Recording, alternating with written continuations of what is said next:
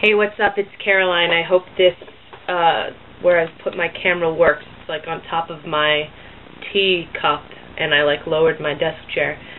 In case any of that was of interest to anyone, so maybe I'll sink down a little bit. Hi. It's Caroline, Catherine Chick. I have not made a video in a few weeks. I've been quite busy, and I've been mulling over in my mind what I wanted to share in this space, so I figured I'll just hit record, and what comes out comes out.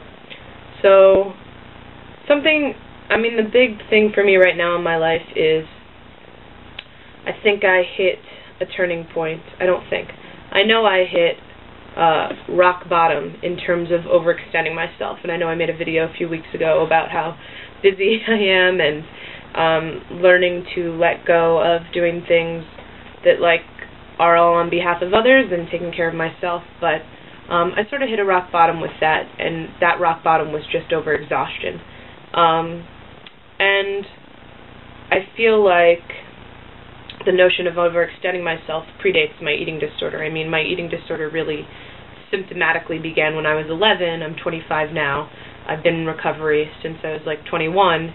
But I started overextending myself and being too busy when I was as young as 7 or 8. I was in 2nd grade, and I was ice skating, ballerina, I was in choirs, I was going to Hebrew school, I was playing softball, I was in sewing class at one point, and then with dance and ice skating come not just once a week, but that stuff happens multiple times a week. So,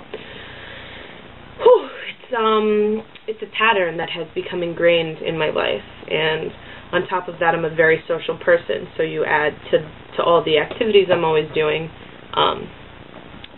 all the friends I want to see all the time, and I'm close with my family, and so I've got my hands all over the place, and the overexhaustion and overextending myself really reached the max. I had a really crazy few weeks.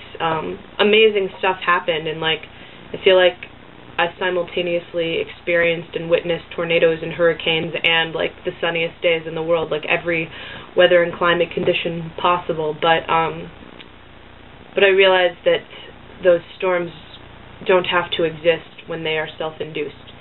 And I feel like one of the scary things, but also one of the amazing things about being in recovery is that you get to the bottom of what was the turmoil that existed that then manifested into an eating disorder. And for me, it was overextending myself and making myself exhausted. And now that I've really taken down the layers of what manifested into an eating disorder, I'm left with the self-sabotage of exhausting myself, which, again, predates the eating disorder.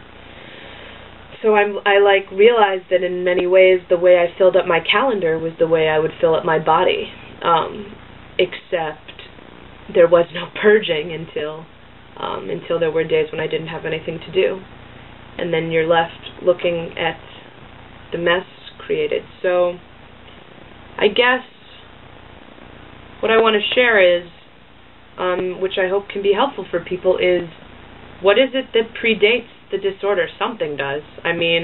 Everyone has their different opinion, whether it's psychology or cognitive behavioral therapy or who knows what that helps one heal from an addiction or from an eating disorder. But, for me, this is what predates it all. There are so many other, traumas and whatever that I could put my finger on that, caused whatever, but behaviorally, doing too much and overextending myself and not making myself a priority predated the actual eating disorder. And I'm really witnessing that now, and it's terrifying and incredible. It's incredible to witness, oh, well, this is what the issue was all along, but it's also scary to be well, how do I shift that? And shifting that means, saying no to doing certain things and to overextending myself, and saying yes to lying on the couch once in a while and watching TV, and knowing that that's not only okay but essential. So that's where I am, and I hope folks can find that helpful. What am I grabbing? And that people, I don't know, what do other people feel or experience this as they go into recovery, or maybe not even in recovery, you realize these things. Like, I'd love to hear other people's thoughts and experiences on this, whatever it is, if it's a topic or just an experience. So I hope everyone is well, and as we have passed the spring equinox and thus venture into spring, I hope you have a beautiful spring and a beautiful awakening of whatever it may be, wherever you are in the world. Lots of love and light.